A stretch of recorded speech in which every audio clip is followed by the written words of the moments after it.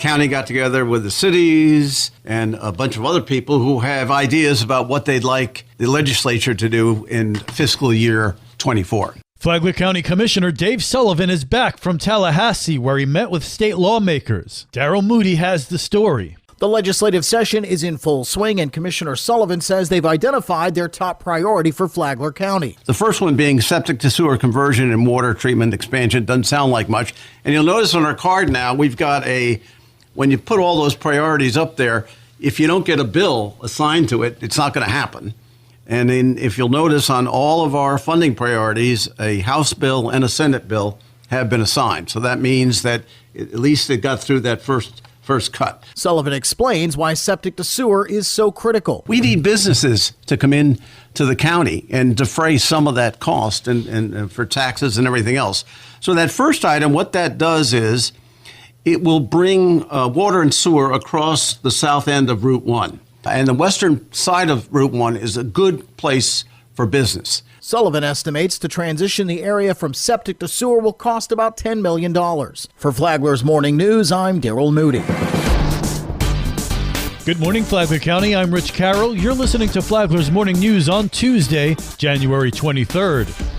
Yesterday, the Flagler County Commission approved the withdrawal of $15.7 million from its reserves. These funds will be utilized to cover the county's portion of the expenses related to the eagerly awaited beach rebuilding project situated south of the Flagler Beach Pier, with payment directed to the U.S. Army Corps of Engineers. That payment is late, and Flagler County isn't directly covering its portion of the expenses. Flagler County Administrator Heidi Petito. The due date for the payment was the 19th. We do have a 10-day grace period. We do expect that the bulk of the funding that we're receiving to pay for the non-federal portion will be coming from FDOT. We had anticipated that the funding would have been wired in on Friday. Therefore, we would have pulled it from this agenda. But because we haven't actually received the funding from them in advance, what we were looking at doing is right now taking a loan or pulling it out of reserves to fulfill the requirement that we have with the Army Corps. Once we receive the funding from FDOT, we would put it back into reserves. The federal government is shouldering the rest of the costs, surpassing $35 million.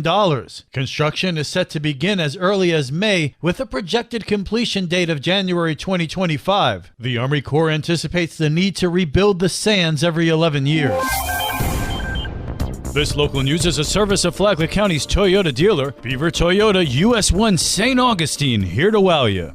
We teach residents at no cost basic disaster preparedness skills, basic first aid skills, basic fire safety skills. Flagler County Emergency Management Director Jonathan Lord. The Community Emergency Response Team Nationally Certified Program begins January 30th, and it's free. What we cover in this 30-hour class is basic disaster skills, ways that neighbors can help each other while waiting for first responders in a big emergency or disaster.